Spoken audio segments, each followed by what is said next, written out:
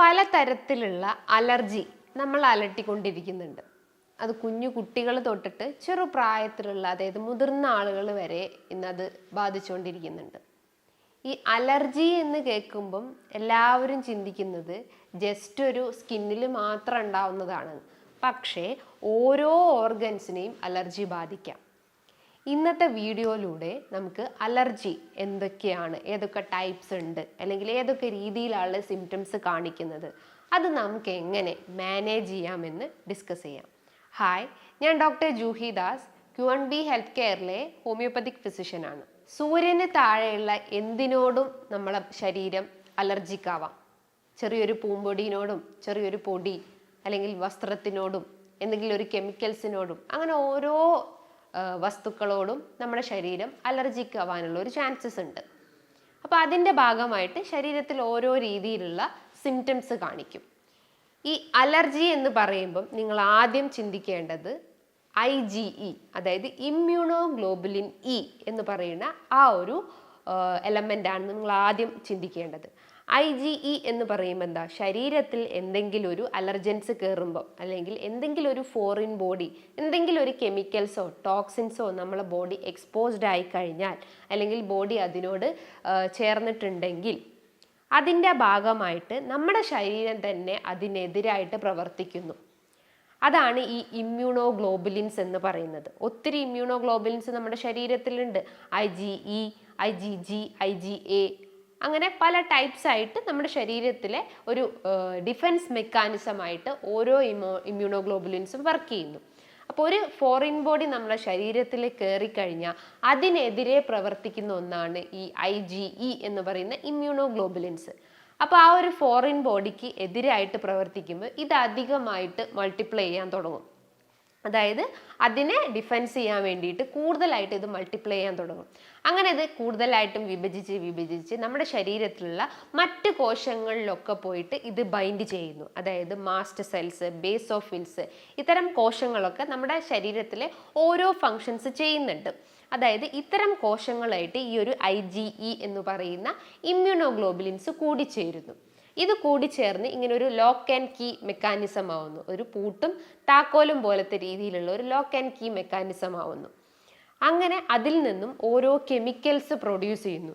Histamine, cytokinin പോലത്തെ ഇത്തരം chemicals അതിൽ നിന്നും പ്രൊഡ്യൂസ് ചെയ്യപ്പെടുന്നു. അത് പ്രൊഡ്യൂസ് ചെയ്യുമ്പോഴാണ് നമുക്ക് എന്താ സിംറ്റംസ് ആയിട്ട് കാണിക്കുന്നത്. അതായത് എസ്പെഷ്യലി റെസ്പിറേറ്ററി സിംറ്റംസ് നോക്കുകയാണെങ്കിൽ എന്താണ്, ഇടയ്ക്കിടയ്ക്ക് തുമ്മൽ, ജലദോഷം, കഫക്കെട്ട്, പനി, തൊണ്ടവേദന, തലവേദന, ശ്വാസം തിങ്ങുക, അങ്ങനെ റെസ്പിറേറ്ററി കേസ് നോക്കുകയാണെങ്കിൽ അത്തരം സിംറ്റംസ് കാണിക്കുന്നു. ഇനിയിപ്പോൾ സ്കിന്നിൻ്റെ കേസ് നോക്കുകയാണെങ്കിൽ എന്താണ്, ഇങ്ങനെ ചൊറിഞ്ഞ് തടിച്ചു പൊന്തുന്ന ഒരവസ്ഥ, ചൊറിച്ചിൽ അനുഭവപ്പെടുക, ഒരു റെഡ് കളറായിട്ടിരിക്കുക, അതേപോലെ ഒന്ന് ചൊറിഞ്ഞു കഴിഞ്ഞാൽ രക്തം വരിക. ഇനിയിപ്പം നമ്മളെ ദഹനം നോക്കുകയാണെങ്കിൽ ചില ഫുഡ് കഴിച്ചു കഴിഞ്ഞാൽ നമുക്ക് അലർജി ഉണ്ടാവില്ലേ. അതായത് എന്തെങ്കിലും പുറത്ത് നമ്മൾ പെട്ടെന്ന് ഒരു ബിരിയാണിയോ അല്ലെങ്കിൽ എന്തെങ്കിലും ഒരു ഫ്രൈഡ് ഐറ്റംസ് നമ്മൾ ഇന്ന് കഴിച്ച് നാളെ ആകുമ്പോൾ നമുക്ക് അതിൻ്റെ ഒരു അലർജി കാണിക്കും. അതായത് ബോഡി അതിന് പറ്റാത്തതാണെങ്കിൽ ബോഡി ഓട്ടോമാറ്റിക്കലി അതിന് റിയാക്ട് ചെയ്യുന്നു. അതായത് എന്തെങ്കിലും ദഹനത്തിൻ്റെ പ്രശ്നങ്ങൾ കാണിക്കുന്നു, വയറ് വീർക്കുക, ഗ്യാസ് കയറുക, പെട്ടെന്ന് ഏമ്പക്കം, കീഴ്വായുവിൻ്റെ പ്രശ്നങ്ങൾ ഉണ്ടാവുക, ഓക്കാനം, അതേപോലെ തന്നെ ടോയ്ലറ്റിൽ പോകുന്ന പ്രശ്നങ്ങൾ, വയറിളകി പോകുന്ന പ്രശ്നങ്ങൾ. അപ്പോൾ ഓരോ സിസ്റ്റത്തിനെ നോക്കുകയാണെങ്കിലും ഈ ഒരു അലർജിക്കാണ്, അതായത് ഈ ഒരു IgEൻ്റെ ആക്ഷൻ കാരണം ഓരോ സിസ്റ്റത്തിലും സിംറ്റംസ് കാണിക്കുന്നു. ഈ ഒരു IgE നോർമലി നമ്മുടെ ശരീരത്തിൽ വേണ്ടതെന്ന് പറയുമ്പം ഒരു 100 മുതൽ 150 ഇൻ്റർനാഷണൽ യൂണിറ്റ് ആണ് നമ്മുടെ ശരീരത്തിൽ ആവശ്യമായിട്ടുള്ളത്. അത് നമ്മളെ ബോഡിക്ക് വേണ്ടതാണ്. അപ്പോൾ അത് അധികമാകുമ്പോൾ നമ്മൾ പോയി ടെസ്റ്റ് ചെയ്യുമ്പോഴാണ്, എന്തെങ്കിലും ഇങ്ങനത്തെ സിംറ്റംസ് കാണിക്കുമ്പോഴാണ് ഡോക്ടറെ പോയിട്ട് നമ്മൾ കാണുന്നു. അപ്പോൾ ഡോക്ടർ എന്ത് ചെയ്യും, നിങ്ങൾ ഒരു IgE ടെസ്റ്റ് നടത്തണം. ആ ഒരു ബ്ലഡ് ടെസ്റ്റ് നടത്തി കഴിഞ്ഞാലേ ഉള്ളൂ നമുക്ക് സിംറ്റംസ് എന്താണ്, എന്ത് കാരണം കൊണ്ടാണ് അതെന്ന് അറിയാൻ പറ്റുള്ളൂ. അപ്പോഴാണ് അതിൻ്റെ റിസൾട്ട് ചിലപ്പോൾ ഒരു 2000, 3000 അല്ലെങ്കിൽ ഒരു 1000 ഒക്കെ കാണിക്കുന്നത്. അപ്പോൾ എന്താണ്, നമ്മുടെ ബോഡിയിൽ ആ ഒരു അലർജിക് റിയാക്ഷൻസ് നടക്കുന്നുണ്ടെന്ന് ആ ഒരു ടെസ്റ്റിലൂടെ മനസ്സിലാക്കാൻ പറ്റുന്നതാണ്. ഈ ഒരു IgE കൂടുന്ന കണ്ടീഷൻസ് എന്ന് പറയുമ്പോൾ എന്താണ്, നമ്മുടെ ഈ ഒരു എൻവയോൺമെൻറ്റൽ അല്ലെങ്കിൽ ഈ ഒരു അന്തരീക്ഷത്തിൽ തന്നെയാണ് ആ ഒരു സബ്സ്റ്റൻസ് അടങ്ങിയിട്ടുള്ളത്. നമ്മൾ എന്തെങ്കിലും ഒരു പൂമ്പൊടിയിനോടോ അല്ലെങ്കിൽ ചില പൂക്കളൊക്കെ തൊട്ട് കഴിഞ്ഞാൽ അല്ലെങ്കിൽ ചെടികളൊക്കെ തൊട്ട് കഴിഞ്ഞാൽ ചിലർക്ക് പെട്ടെന്ന് തുമ്മൽ, അതേപോലെ ചൊറിഞ്ഞു പൊന്തുക, ചുമയുടെ പ്രശ്നങ്ങൾ കാണിക്കുക, അതായത് സ്കിന്നും റെസ്പിറേറ്ററിയും ഒരേപോലെ പ്രോമിനൻ്റ് ആയിട്ട് നിൽക്കുക. അതേപോലെ എന്തെങ്കിലും പെറ്റ്സ്, ഇന്ന് ഒത്തിരി ആളുകൾ വീട്ടിൽ പെറ്റ്സിനെ വളർത്തുന്നുണ്ട്, നായ, അതേപോലെ തന്നെ ചെറിയ പൂച്ചകളെയൊക്കെ നമ്മൾ വളർത്തുന്നുണ്ട്. നമ്മൾ അതിൻ്റെ ഒരു പാഷൻ അല്ലെങ്കിൽ അതിനോട് കൂടുതലായിട്ടും സ്നേഹം കാണിക്കുന്നത് കൊണ്ട് അതിങ്ങനെ ബെഡിലും അതേപോലെ പില്ലോസിലും സോഫയിലൊക്കെ കയറിയിരിക്കുന്നു. അപ്പോൾ അതിൻ്റെ ശരീരത്തിൽ ഉണ്ടാകുന്ന ചെറിയ ചെറിയ മൈക്രോ ഓർഗാനിസംസ് നമ്മളെ ബോഡിയിലേക്ക് എൻ്റർ ചെയ്യാൻ തുടങ്ങുന്നു. അപ്പോൾ നമുക്ക് ഇത്തരം സിംറ്റംസ് ഒക്കെ ഇങ്ങനെ പ്രോമിനൻ്റ് ആയിട്ട് നിൽക്കുന്ന ഒരു ചാൻസസ് ഉണ്ട്. മറ്റൊരു പ്രധാനപ്പെട്ട കാരണം, അതായത് IgE കൂടാനുള്ള ഒരു കാരണം എന്ന് പറയുമ്പോൾ ഫാമിലി ഹിസ്റ്ററി തന്നെയാണ്. നിങ്ങളുടെ ഗ്രാൻഡ് പാരൻസിനോ അച്ഛനോ അമ്മയ്ക്കോ ഇത്തരം സിംറ്റംസ് ഉണ്ടെങ്കിൽ അതിൻ്റെ ഒരു റൂട്ടായിട്ട് അല്ലെങ്കിൽ അതിൻ്റെ ഒരു ചാനലായിട്ടും നമുക്കും വരാനുള്ള ഒരു ചാൻസസ് ഉണ്ട്. ചില ആളുകൾ പറയും എനിക്ക് വിട്ടുമാറാത്ത ജലദോഷം, തുമ്മലും കഫക്കെട്ടും അലർജി പ്രശ്നങ്ങളാണ്. എൻ്റെ ഹിസ്റ്ററി, അതായത് അവരെ ഹിസ്റ്ററി എടുത്ത് നോക്കിക്കഴിഞ്ഞാലാണ് നമുക്ക് കിട്ടുന്നത് അവരച്ഛനും അമ്മയ്ക്കും ആ ഒരു സിംറ്റംസ് അല്ലെങ്കിൽ ആ ഒരു കണ്ടീഷൻസ് ഇങ്ങനെ പ്രോമിനൻ്റ് ആയിട്ട് എടുക്കുന്നുണ്ട്. അതിങ്ങനെ കണ്ടിന്യൂസ് ആയിട്ട് അതിൻ്റെ മെഡിസിൻസും എടുക്കുന്നുണ്ട്. അപ്പോൾ ഫാമിലി ഹിസ്റ്ററിയും ഇതിൻ്റെ ഒരു റീസൺ ആയിട്ട് നമുക്ക് പറയാം. അതേപോലെ നമ്മുടെ ശരീരം എന്തെങ്കിലും കെമിക്കൽസിന് എക്സ്പോഷർ ആയിട്ടുണ്ടെങ്കിൽ, അതായത് കുറേ ഫാക്ടറീസിലൊക്കെ വർക്ക് ചെയ്യുന്ന വർക്കേഴ്സ് ഉണ്ടാവുന്നു, അപ്പോൾ അവരെന്തെങ്കിലും ലെഡ് അല്ലെങ്കിൽ പ്ലംബം, സിങ്ക് ഇത്തരം കെമിക്കൽസിനോടൊക്കെ ശരീരം എക്സ്പോസ്ഡ് ആയിട്ടുണ്ടെങ്കിലും സിംറ്റംസ് ഇങ്ങനെ പ്രോമിനൻ്റ് ആയിട്ട് നിൽക്കുന്നൊരു ചാൻസസ് ഉണ്ട്. ഇനി ഈ ഒരു IgE കൂടി വരാനുള്ള കുറച്ച് ട്രിഗറിങ് ഫാക്ടേഴ്സ് ഉണ്ട്. അതായത് നമ്മൾ ശ്രദ്ധിക്കപ്പെടാത്ത കുറച്ച് കാര്യങ്ങളുണ്ട്.